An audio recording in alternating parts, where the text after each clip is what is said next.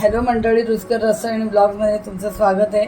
आज तुम्हाला मी वालाचं बिरडं कसं करायचं ते दाखवते। हे कडवे वाल आहेत, ते मी रात्रभर 8 तास पाण्यात ठेवले होते, रात्रभर 8-10 तास, आणि सकाळी उठल्यानंतर त्याला ते मोड आले आणि त्याच्यानंतर पुन्हा सकाळी उठल्यानंतर बांधून ठेवले आणि मग त्याच्यानंतर 8 तास पुन्हा ठेवल्यानंतर फडक्यात बांधून ठेवल्यामुळे हे असे मोड आलेले आहेत। तुम्ही बघू शकता मोड आलेले। तर ते मोड आलेले हे वाल आहेत, कडवे वाल। तर ह्याची आपल्याला आज उसळ करायची, बिरडं करायचं आहे, त्याला बिरडंही म्हणतात। हे 3 कांदे बारीक चिरून घेतलेले आहेत, टोमॅटो बारीक चिरलेले 4, आणि ही पेस्ट आहे ती आलं लसूण हिरवी मिरची आणि कोथिंबीर आणि ओलं खोबरं ह्याची पेस्ट करून घेतलेली। 1 इंच आलं, 10-12 लसणीच्या पाकळ्या, 1 वाटी खोबरं किसलेलं, ओलं खोबरं आणि 10 मिरची, 3-4 मिरच्या, अशाच हे वाटण करून ठेवलेलं आहे। आता आपण भाजी कशी करायची ती पाहूया। आता तेल गरम करत ठेवले। ह्या भाजीला जरा तेल जास्ती लागतं, त्यामुळे 7-8 चमचे तेल मी घेतलेले। तेल गरम झाल्यानंतर आपल्याला मोहरी वगैरे घालायची, फोडणी दाखवते तुम्हाला कसं काय करायचं ते। अतिशय सुरेख बिरडं तयार होतं हे सगळं साहित्य वापरल्यावर, आणि अतिशय टेस्टी बिरडं तयार होतं, वालाची उसळ। तर मी जे तुम्हाला दाखवते त्याप्रमाणे तुम्ही करून पहा। 1 चमचा मोहरी टाकली,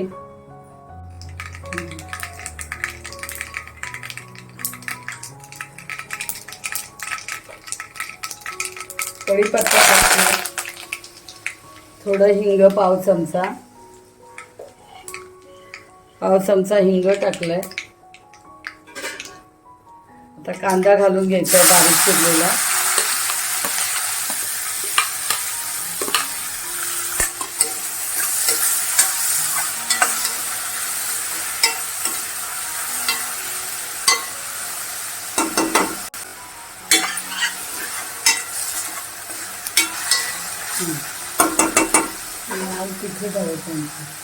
आता टोमॅटो घालून घेते।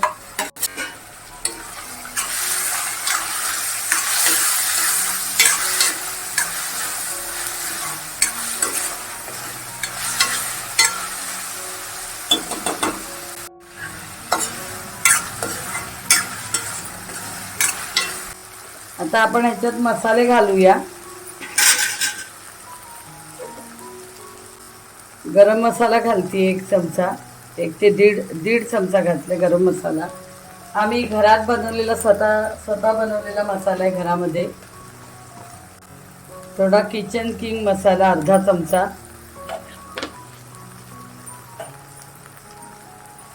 आणि मालवणी मसाला 1 चमचा, तिखट अर्धा चमचा।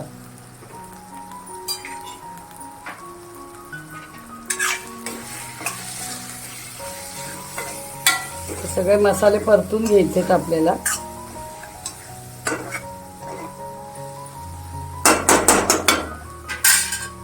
त्याच्यात 1 चमचा हळद, सर्व मसाले परतून घ्यायचे आहेत आपल्याला।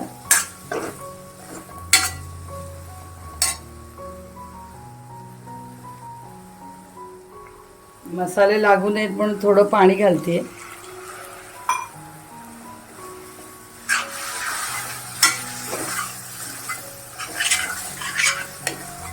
चांगले परतून घ्यायचे, तेल सुटेस्तोवर।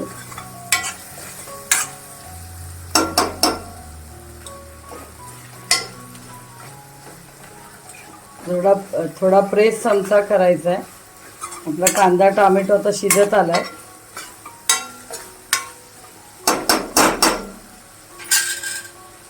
थोडंसं मीठ घालते, थोडं मीठ घातलंय। चांगला परतून घ्यायचा आहे तेल सुटेस्तोवर। मसाला लागू नये म्हणून मी नैवेद्याच्या वाटी एवढं पाणी घातलंय।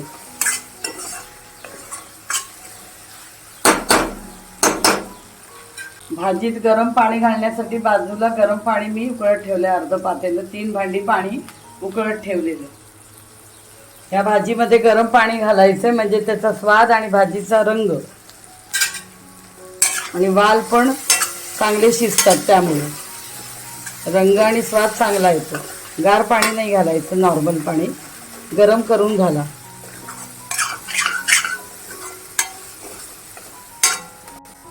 आता तेल सुटले बघा या बाजूनी. असं सुटल्यानंतर आपण समजायचं की आपला मसाला चांगला परतून झाला, चांगला परतून झाला असं समजायचं. तेल सुटल्यावर तुम्हाला दाखवलं तेल कसं सुटते, अजूनही बघू शकताय बघा. आता याच्यामध्ये मी वाल घालते.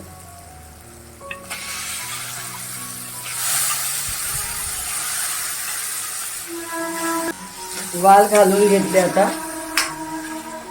2 मिनिटं परतायचं आहे आपल्याला.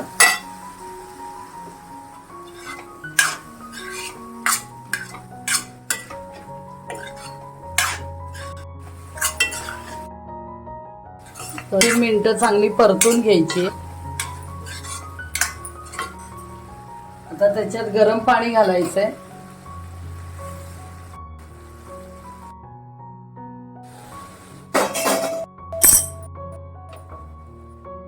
थोडा गूळ घालते बघा. शिजले कि मग ते नारळाचं जे केलंय, नारळ, मिरची, लसूण, कोथिंबीर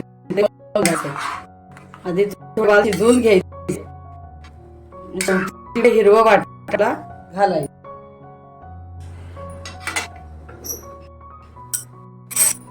गॅस जरा मी मीडियम पेक्षा कमी.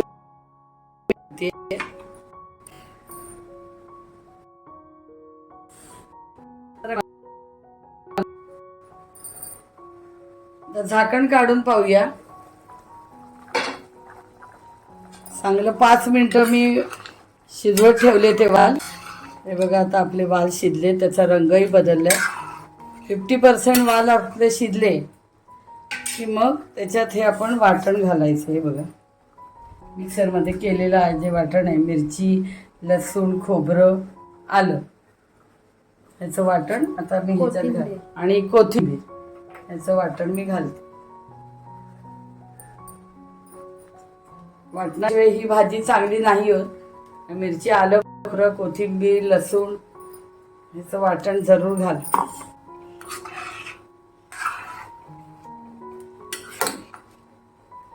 रंग बघा किती चांगला आलाय. आता या वाटणामध्ये हे वाल शिजू द्यायचे. हे सगळे रस आता वालामध्ये उतरतील. हे मिक्सरचं भांड्यात पाणी घालून हलवून घेतलं. हे पाणी ह्याच्यात घालायचे कारण हे मसाल्याचं पाणी आहे, जे आपलं काही वाया जात नाही. आता असंच वाल शिजून द्यायचे. समजा जर तुम्ही झाकण ठेवलं तर थोडंसं झाकण उघडं ठेवायचं. हे असं, पण ते वरती येऊ शकतं, त्यामुळे मी काही झाकण ठेवत नाही. हे असंच शिजून देणार कारण आपण अर्धे वाल असे शिजवून घेतलेले आहेत आधी. शिजवल्यानंतर आपण वाटण घातले. आता थोडंसं पाणी घालते मी. अर्ध भांडं पाणी घातले आणि गॅसची फ्लेम मीडियमपेक्षा कमी ठेवली. हे वरती वरती येतं नारळाचं आपण वाटण घातल्यामुळे, तर जरा लक्ष द्यायचं. भाजी सोडून कुठे जायचं नाही. आणि मगाशी मीठ घातलं होतं मी वाटण परतताना. आता थोडंसं मीठ अजून घालते चवीनुसार. आमसूल, आणि हे आमसूल घालते 3-4 कोकमाची सालं घातली.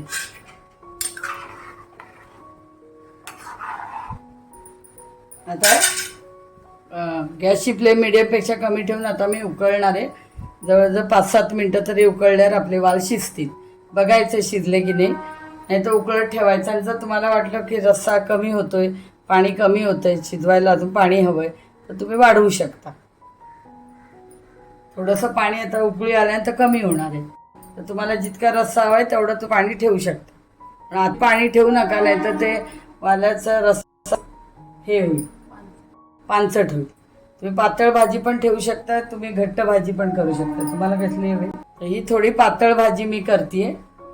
तुम्ही हीच भाजी घट्ट सबंध रस्सा आटून घट्ट पण करू शकता. पण ही तुम्हाला मी उसळत दाखवते. वालाचं बिरडं हे पातळच असते. आता कोथिंबीर घालते. चांगली 7-8 मिनिटं मी उकळवली आणि आपले आता वाल पण शिजलेत. हे बघा पूर्णतः वाल चांगल्या पद्धतीने शिजलेले. आणि घट्टसर असा रस्सा केला आहे बघा. अशी उसळ. तुम्हाला थोडं पातळ हवी असेल तुम्ही पाणी वाढवू शकता, पण अति पातळ करायची नाही. बघा रंग बघा किती चांगला आलाय. आता मी सर्विंग बाउलमध्ये काढूनच आता याच्यावर कोथिंबिरीने थोडं गार्निश करते मी. तर अशा प्रकारे तुम्हाला मी वालाची उसळ, पण त्याला म्हणतात वालाचं बिरडं पण म्हणतात, ते मी तुम्हाला करून दाखवलंय. तशी ही भाजीला व्हायला 10-12 मिनटं लागतात. तर तुम्ही ही भाजी जरूर करून बघा, उसळी आणि वालाचं बिरडं. आणि माझ्या हे जे बिरडं आहे ते भाकरी, पोळी, फुलका आणि भाताबरोबर अतिशय सुंदर लागते. 2 घास जेवणाचे जास्तीत जातात. तर तुम्ही हे जरूर करून बघा मी दाखवल्याप्रमाणे. आणि माझ्या रेसिपीला लाईक, शेअर आणि सबस्क्राईब करा, कॉमेंट्स करा. थँक्यू. आणि ह्याच्यातला जो गरम मसाला केलेला आहे तो मीच बनवलेला आहे. मी स्वतः बनवलेला आहे. आणि आता मी ॲमेझॉनवरती गरम मसाला, गोडा मसाला, मेथकूट, भाजणी आणि धने पावडर असं प्रॉडक्ट मी 100 ग्रॅमचं आणि 200 ग्रॅमच्या पाऊचमध्ये मी ठेवायला आणते. भाजणी अर्धा किलो आणि पाव किलोचं पाऊच असेल. आणि मसाला मेथकूटचा पाऊच 100 आणि 200 ग्रॅमचा असेल. तर त्याची लिंक मी तुम्हाला देईन लवकरात लवकर. माझा 8-10 दिवसात आता बिझनेस चालू होतो आहे ॲमेझॉनवर. तर तुम्ही ते प्रॉडक्ट जरूर करून बघा. उत्तम दर्जाचे घरगुती चवीचा आणि प्रीमियम क्वालिटीचा मी मसाला बनवलेला आणि दर्जेदार साहित्य, शुद्ध प्रतीचं 100% असं साहित्य मी घेतलेलं आहे. त्याच्यामधल्या ज्या काही साहित्य, डाळी वगैरे वेगवेगळ्या प्रकारचे आणि मसाले हे उत्तम दर्जाचे मी घेऊन हे मसाले आणि पिठं बनवलेली आहेत. तर तुम्ही हे प्रॉडक्ट जरूर घेऊन बघा. घेतल्याशिवाय तुम्हाला कळणार नाही की कसं हे मसाले झालेत किंवा कशी भाजणी झाली, मेथकूट झाले. तर तुम्ही ते जरूर घेऊन बघा आणि मला सांगा की कसे झालेत वगैरे काय.